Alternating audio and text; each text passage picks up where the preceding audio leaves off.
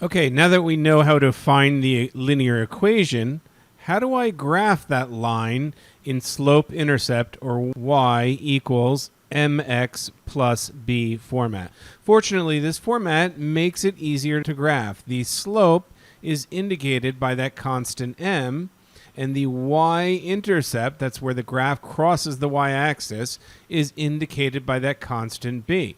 So let's take a look at a couple of examples and see how we would go about doing that. Sketch the graph of each line. Y equals 1/4 x minus 1. Well, what is the minus 1? That's equivalent to our plus b. That's our y-intercept. So minus 1 on the y-axis, right there is where I plot my y-intercept. The slope is going to be plus 1/4. So it's going to be going upward to the right. And that means my change in y is 1 for every change in x that equals 4.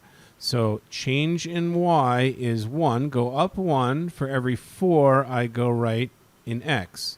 And then going the other way, it would be the reverse. I go -4 and -1. And now I can connect those lines. I essentially get that line. Poorly drawn, I apologize, but that's how it would look. Let's try a couple others. Y equals minus x plus 2. So I'm going to have a negative slope. This is going to be downward to the right. And I'm going to have a positive intercept at 2. My negative slope, it's not shown, but that's a -1 for m. M equals -1.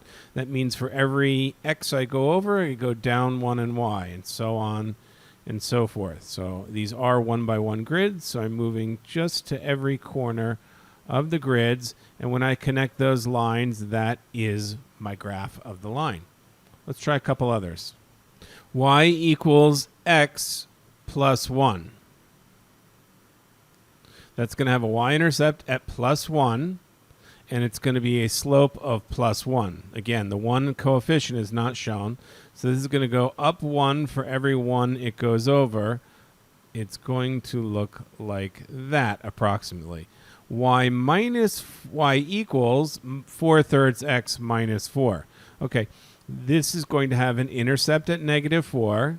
It's going to have a 4/3, so an upwards positive slope, which is going to go up 4 for every 3 I go over in x. So I go over 3 in x, I go up 1, 2, 3, 4 in y. Over 3, up 4, and I can begin to graph my line. Then I just merely connect the points. Let's try another. Y equals minus 3x minus 3. So it's going to intercept the y-axis. That is at x equals 0. It'll be y equals -3. And it'll have a slope of -3. So it's going to be downward to the right, which means I go over 1 positive in x. I must go -3 downward. Go 1 to the left negative in x. I must go up 3 in y. And continue that slope, graph the points, and I could connect them and see my line.